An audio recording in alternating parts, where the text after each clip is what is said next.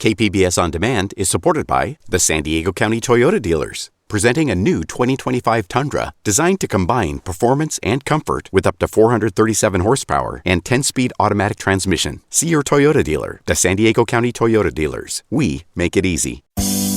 This week on Roundtable, Cal State campuses begin a new school year. From a turbulent start at San Diego State to the transformation taking place at CSU San Marcos, we're checking in with the reporters covering the story and how student loan forgiveness will affect millions of Californians. I'm Matt Hoffman, and this is KPBS Roundtable.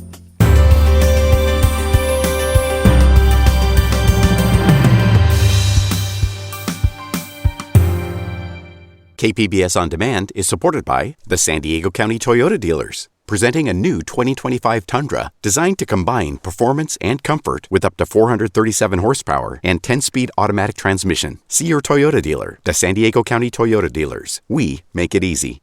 It's been a turbulent start to the school year for San Diego State. Students are back on campus, but rape allegations against former football players have been dominating the headlines. All of this is happening during a historic weekend for SDSU that's seeing the opening of a brand new football stadium over in Mission Valley. Joining us to talk about this big weekend and what might be overshadowing some of the hype is KPBS reporter Alexander Nguyen. Great to have you here. Before we start, we should note that KPBS is a service of SDSU.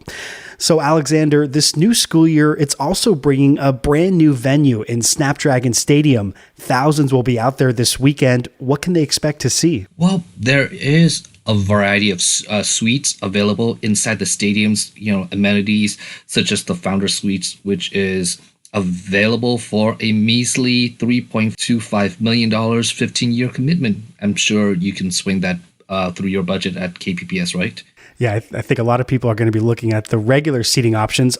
And we know that getting a new stadium built here, it's been a decades-long process. San Diego State has turned this space into a mixed-use development. There's housing, retail, and open space parks. Do we know what the significance of this is for San Diego State? Well, yeah, it is a great significance because it allows San Diego State to expand its campus. First of all, the stadium is going to be a joint use stadium. They've already signed a contract with the Waves, the women's soccer team here in San Diego. But most of the campus is going to be focused on creating a research and tech facilities, and it's needed for the universities to grow its tech-based programs. Plus, it also gives the university a chance to increase enrollment and improve its facilities. And SDSU West, which is what the whole entire compound is called, is a great way to do that because it could give them a chance for some student housing as well as some spaces for more classrooms. And shifting gears a little bit here, you've done some great reporting on an alleged rape involving 3 former SDSU football players and a minor.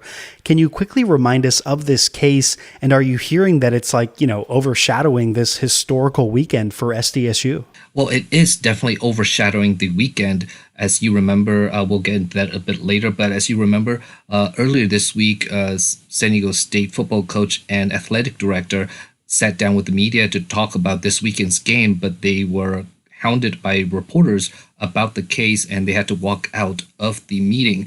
But getting back to the actual case, now this originally came up around, I want to say late June, at the LA Times story saying that San Diego State has buried a rape accusations against 3 former players. And from that article, it's kind of blew up, getting national attention. And then in late July, the rape victim or survivor went public and talked to the media about her experience with it. And, she got to sit down with me to talk about her experience and how it made her feel. And it gave very graphic details. And then earlier this month, I think a few weeks ago, actually just last week, the lawsuit was filed in civil courts naming the 3 alleged rapists. One of them is Matt Araiza, who was drafted by the NFL by the Buffalo Bills. And then 2 days later, he was released by the Bills, they're saying that to give him time to concentrate on these allegations against him. And then one of the former player that was still on SDSU roster was also released that weekend. And you mentioned that football news conference earlier this week, which you were at. It was supposed to be all about this new stadium and their big opening game. Did it pan out that way? It most definitely didn't. The athletic director, John Wicker, and Brady Hoke, the football coach, tried to keep it about football.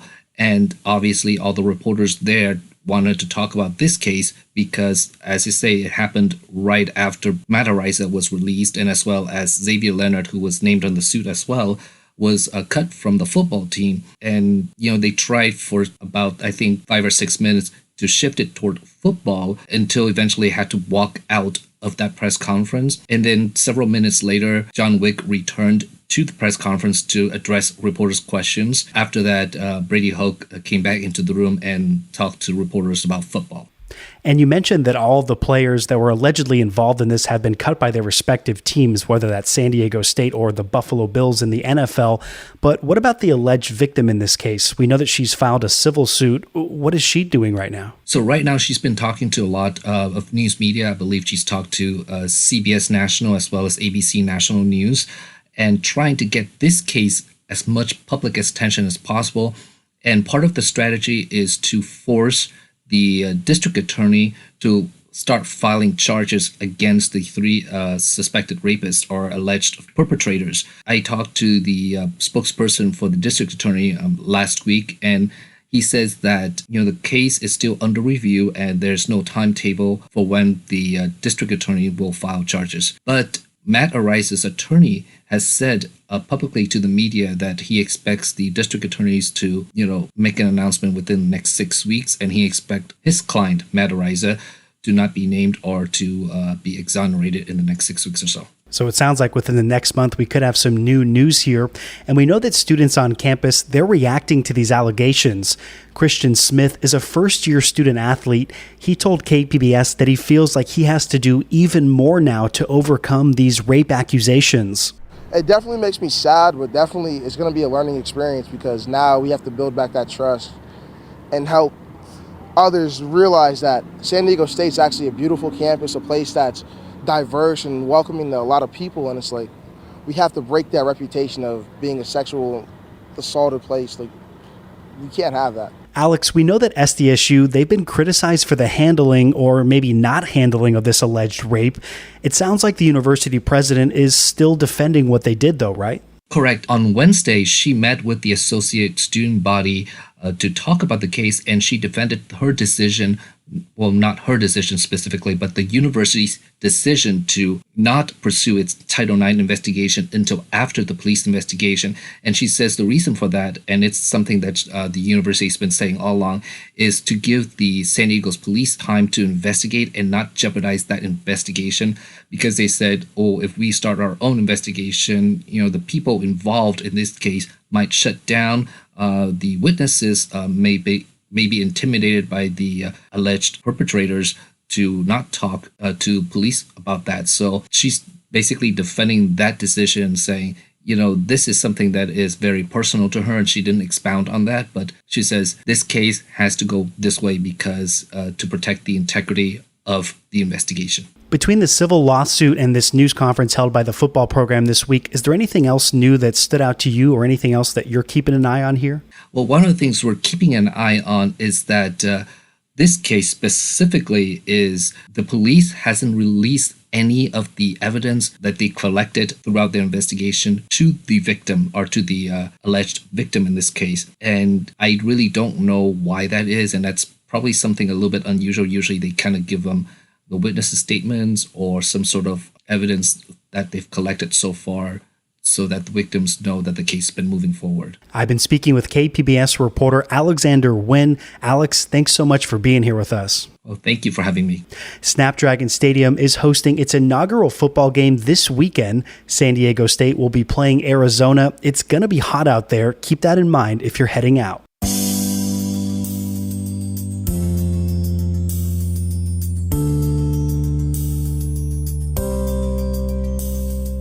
KPBS On Demand is supported by the San Diego County Toyota dealers, offering a new 2025 lineup of vehicles at your local Toyota dealer, including a new Tacoma with turbocharged 4-cylinder engines and a hybrid powertrain option. The San Diego County Toyota dealers. We make it easy. SDSU is not the only Cal State school with some new additions this year. On a smaller scale, CSU San Marcos is making an investment in more housing for their campus community. North Commons is the latest piece in a multi-step plan to boost options for students at a university that's long been considered a commuter school. KPBS North County reporter Tanya Thorne covered it for us this week, and she joins us now to talk about it more. Welcome to Roundtable, Tanya. Thanks for having me, Matt. Great to have you here. So you were up there visiting the new property earlier this week. What were your initial impressions? I was very impressed. I mean, how lucky are the freshmen and the first-year students that get to live in these brand new rooms? I mean, everything is brand new. And I spoke to a group of the students who showed me their room, and they're on one of the top floors. They have these huge glass windows that let in all this sunlight and have great views, brand new flooring, furniture. It's really, really nice. And even the style, very modern. And the area where the building is in is really nice. I am always impressed when I get to visit North City, right by Cal State San Marcos. Everything is new and modern and trendy. And, you know, it feels a little out of place for North County because it's giving like downtown San Diego vibes that are just not there yet. But I really do think that in the next 5 years, this area will be transformed into a very in-demand place. Yeah, I was going to say, you took the words out of my mouth. It looks like one of those downtown high-rises, everything brand new inside. Maybe not the views you get from downtown. If people haven't seen it yet, they can check out your story that you did for Evening Edition. And Tanya, I'm also curious, is this like a traditional dorm where like there's, you know, up to 6 people or so living in one of these units and communal bathrooms and all that? Yeah, so the room I saw were 3 beds in one room, but I mean, you're getting something that's brand new, right? So, you know, from your college experience, I don't know how new the place was where you were staying at, but I think all of these students are just excited. They're all first-year freshmen, so they're getting a brand new product. It's fun. They're young, you know, and the price point is, you know, pretty affordable given that they're getting this brand new dorm-style housing. Yeah, and the dorm that I was in was so old, the year after I left, they tore it down and built a new one. But what's the demand like so far? Do we know if any units are still available? I imagine school's starting soon or has already started. Yeah, school kicked off this week, and, you know, there's already a demand. I think for Cal State San Marcos, there's been a demand because there's not a lot of student housing. And, you know, I spoke to the developers, Seabreeze Properties, and they told me that all of the student housing in North City is 100% full. So it's a project that that's really benefiting the university by getting more students to choose a newer, not as recognized school like Cal State San Marcos, and also helping the developers fill up the housing. And I mean, at the end of the day, that partnership is ultimately helping the city of San Marcos as well as North County as a whole. I mean, we're getting more students coming in from all over the world, and it's helping the university, the workforce, boosting the economy. You know, Cal State San Marcos is an amazing asset to North County, and these new projects, I think, are really only the beginning. And we know that housing is expensive in San Diego County, and that includes up there in North County. Some of the money to pay for construction for this project came from the state. In fact, it was more than $90 million. It's part of the budget for the CSU system that they have for housing. Do we know how San Marcos is getting a bigger piece of this pie? Yeah, so just as I was covering the opening of North Commons, the university announced that next year they plan on breaking ground on a new affordable housing and dining facility on campus. And Cal State San Marcos is being given the second highest amount. And I think that's because there's so much more to do when it comes to housing and the housing capacity at Cal State San Marcos. It's a newer school and the bones are there. If you've ever been to the campus, you'll notice construction and lots of open space. It's a great campus, but it still needs a lot of development. One of the reasons that CSU San Marcos is getting more money is because it's still coming into its own as a campus that can appeal to those who want the traditional, college experience of staying close to or right nearby campus. Here's some of what Ali Serrano, she's the interim director of residential education, told you about the evolving student body and the need for an investment like this. CSUSM is no longer, just kind of a commuter campus. This is a place that students are excited to be at and a place that we really want to make sure that this is the best years of their life. The students I'm talking to, they have such amazing stories, places they're coming from, a huge international population, students from out of state, really all over the country and the world. Just the beginning of what is going to be an incredible residential experience for students and really their home on campus. We want this to be an amazing foundation for them to be successful as CSUSM Cougars. That was Ali Serrano from Cal State San Marcos. Tanya, was there anything from this that stood out to you? Anything else about this project that we haven't asked you about? Yeah, something else that just shows how much is yet to be developed at Cal State San Marcos is, along with the opening of the new North Commons housing, is the opening of Campus Way Cafe, which is the university's first student dining hall. Because of supply shortages, that has yet to open, but it's expected to open next month. And something interesting that I noticed was the food options. I know at my school, all we had were, Panda Express and just more of like your greasy fast food options. But I didn't see that at this new Campus Way Cafe. I noticed a lot of healthier food options, organic, vegan, vegetarian. So I think this is going to be a really good thing for all the students that are attending Cal State San Marcos and as well as North City, because it's really, really growing, and the food options and just all the retail and office space there is going to be exciting to see. Cal State San Marcos, it does not always generate the same amount of coverage like other local universities, including SDSU or even UC San Diego. It's one of the newer CSU schools. As our North County reporter, Tanya, how would you describe its presence in the community? And is there anything that you've noticed about the way that, the school has been growing in recent years? You mentioned a lot of construction going on. Yeah, I think Cal State San Marcos has been a great asset to North County. I think anyone that lives or works in North County appreciates that it's there. It's very convenient. It's available for a lot of students, maybe students that in the past wouldn't have the means to go to SDSU or UC San Diego or even up in Orange County. And so it's very convenient. And I think that's why it's been a commuter school for a very, very long time. But things can't stay like that always. And this North City development is really, it's going to make a huge difference for the university and for North County. Just with this new North Commons housing, the university reps told me that, they've had a lot more interest from international students and a lot more students now choosing Cal State San Marcos. It's relatively more affordable than another, SDSU or UC San Diego. And so I think, really in the next 10 years, 5 to 10 years, with the partnership of North City, this campus is really, really going to transform. And, you talk about it being an asset in the community. I remember when they had that big vaccination event there at their gym, thousands of people getting their COVID vaccines there. But we understand that this building boom is far from over. Another project is set to begin that's almost double the size of this one that you're covering. What can we expect there? North City is going to be huge. I mean, when I spoke to the developers, they told me that North Commons is just a fraction of it. Maybe, he said the project is maybe about 15% complete. They didn't want to put an exact number to it, but it's almost 200 acres. Just, walking through there myself, I love to see all the restaurant options. It's really different from North County, and I'm really excited to see more of like city and modern type of life come to this area. I think right now it's still a baby project, but it's going to grow and completely transform. Sounds like an exciting time for those pursuing a degree in San Marcos. I've been speaking with Tanya Thorne, KPBS's North County reporter. And Tanya, thanks so much for being here today. Thanks for having me, Matt.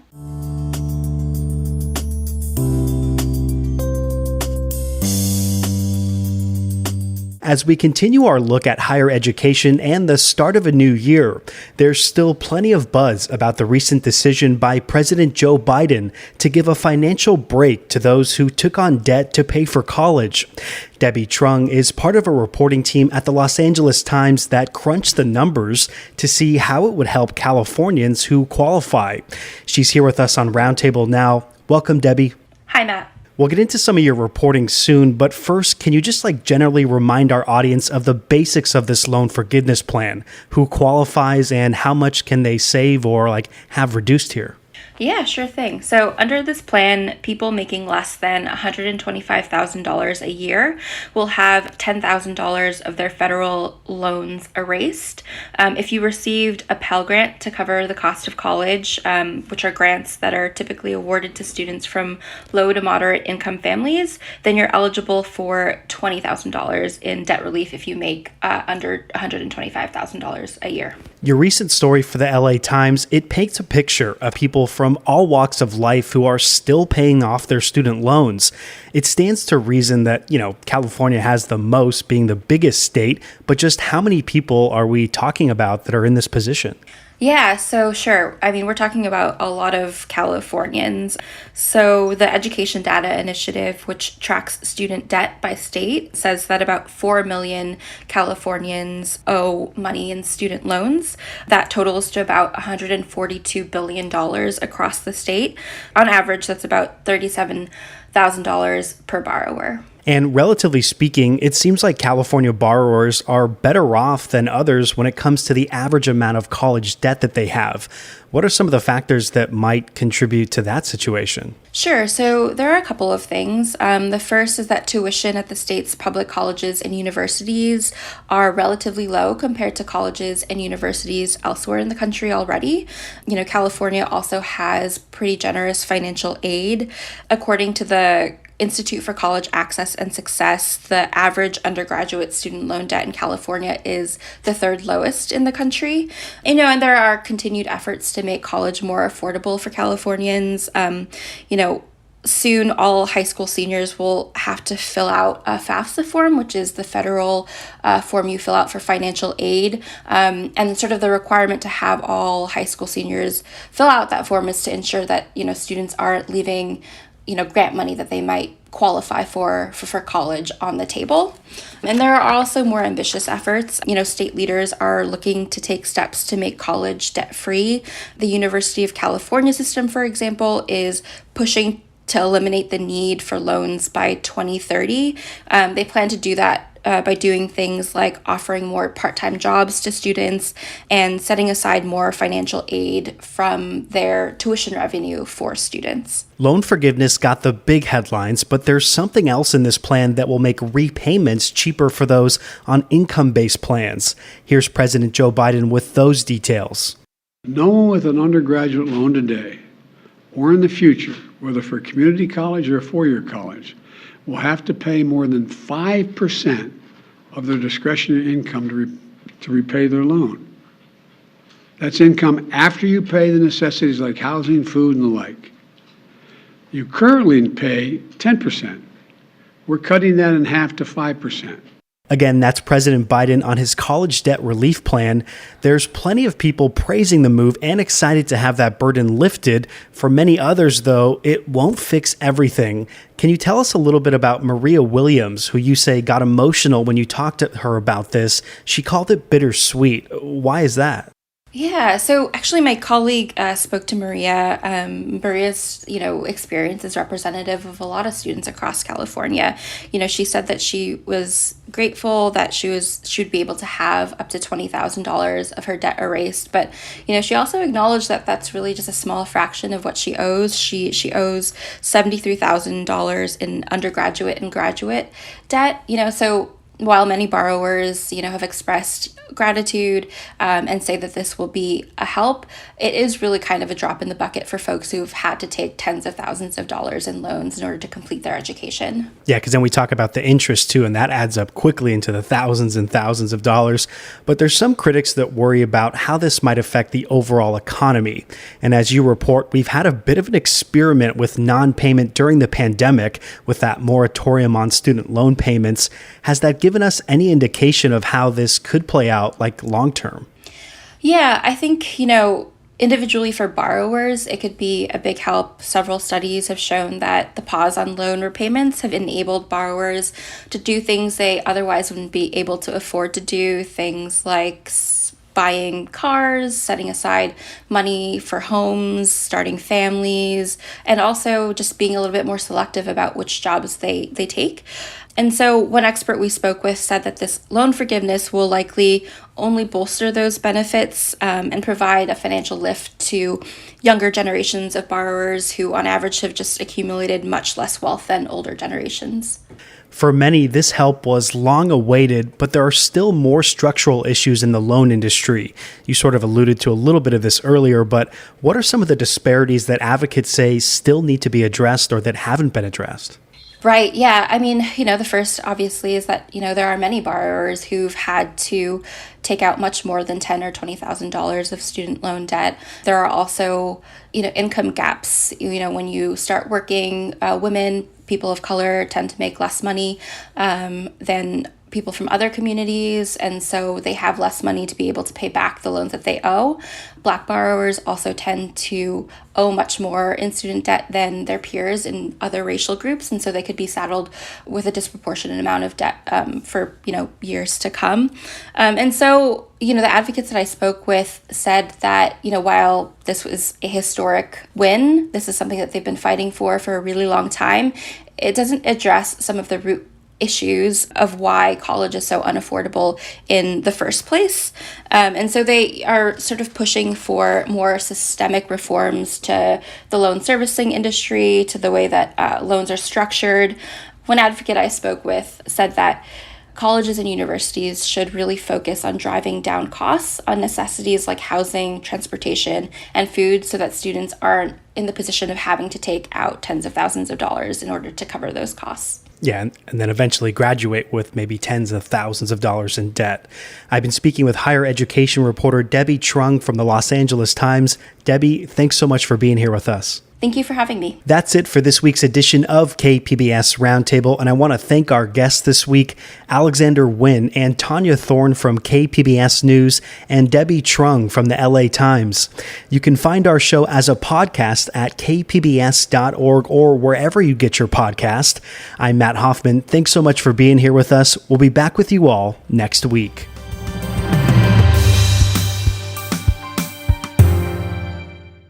KPBS On Demand is supported by the San Diego County Toyota dealers, presenting a new 2025 Tundra designed to combine performance and comfort with up to 437 horsepower and 10-speed automatic transmission. See your Toyota dealer. The San Diego County Toyota dealers. We make it easy.